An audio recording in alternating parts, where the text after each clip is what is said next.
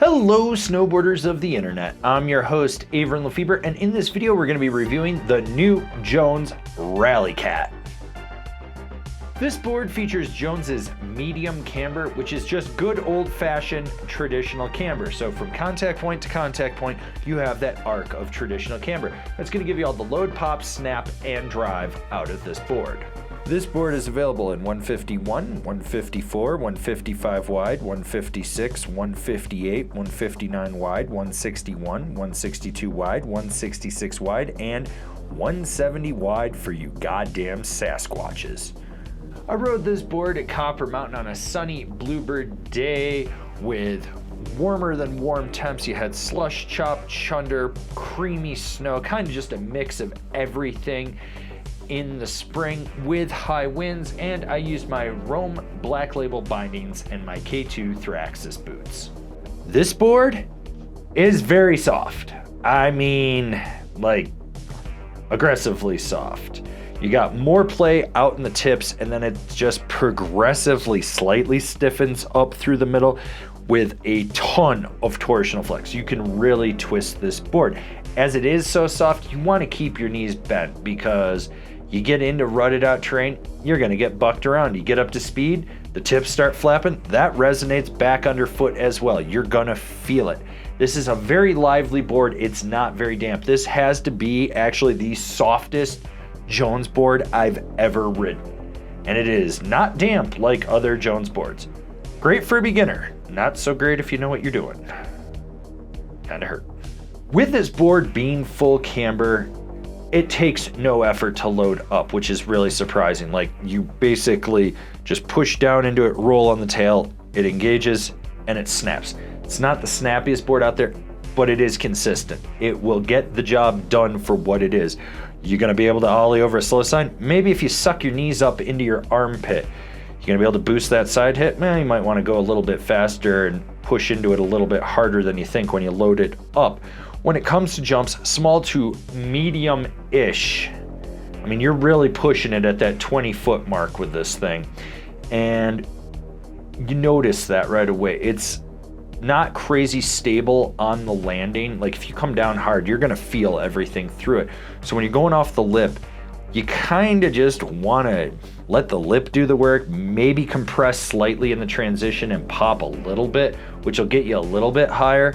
But by and large, this board, if you're hitting jumps, you kind of want the lip to do all the work.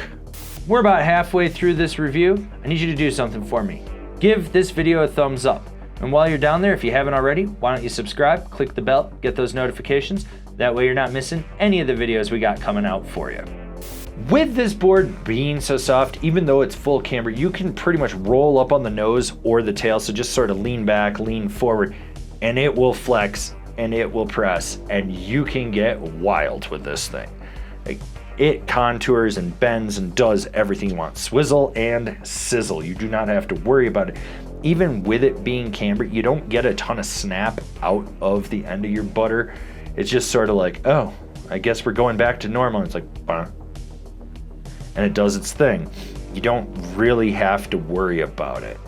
Now, when it comes to jibbing, this thing locks into presses with very minimal effort. If you put too much effort, you're gonna overflex it and you're going ass over tea kettle, whether you're on the nose or the tail.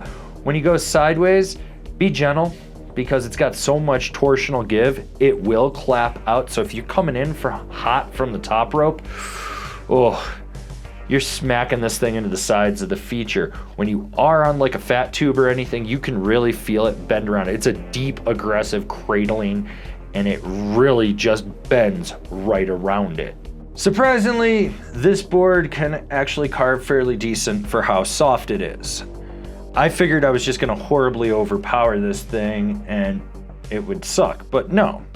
It actually transitions smoothly from edge to edge. As it is camber, you do drive it off the front foot, and then if you need to aggressively power it, you can from the center back through the tail. Short, tight, quick carves and medium mellow carves are really its strong suit. The ones where you're not forcibly pushing it to its limits. But if you get into a crowded area or you need to lay it over hard and aggressive, you can. And you're gonna feel that camber engage and give you a little bit of power to sort of slingshot you through the turns. Now, It isn't going to be the most aggressive. There are going to be limitations with it, so you need to be aware of that. Rider in mind, this is the board for someone that's got the fundamentals down, so maybe they're a high-level beginner or a low-level intermediate and they're going to progress. They want camber and they want a board that's going to give them all the characteristics of a camber board without being so dominant that it hurts them. This is something you can go out on and just sort of learn all those good fundamentals that you need from camber without having to worry about the board overpowering you as the rider. Like what we're doing over here? Want to support us further? Swing on over to Angry Snowboarder VIP and become a member. Sure, I could tell you more here, but I got a video over there that explains it so much better. I was shocked at how soft this was. Like, really, really shocked. This thing is soft, like folded in half soft. And sizes were limited on what we could get. So the 56 was the biggest. Ideally, I probably would have gone up to the 61 because it's that soft. Like, I was really, really shocked at that. But even with it being that soft, it's a good board for progressing on.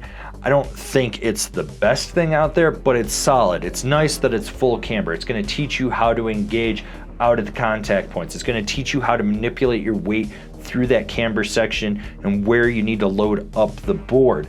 Like I said, not the best thing out there, but it's not the worst for what it is. Comparable boards: the Rome Warden, the Nidecker Score, the Capita Outerspace Living. Binding recommendations: the Jones Orion, the Rome Vice, the Union STR. This has been my review of the Jones Rally Cat. If you're looking for some bindings to match up with this, why don't you go check out one of the reviews for the ones I just recommended.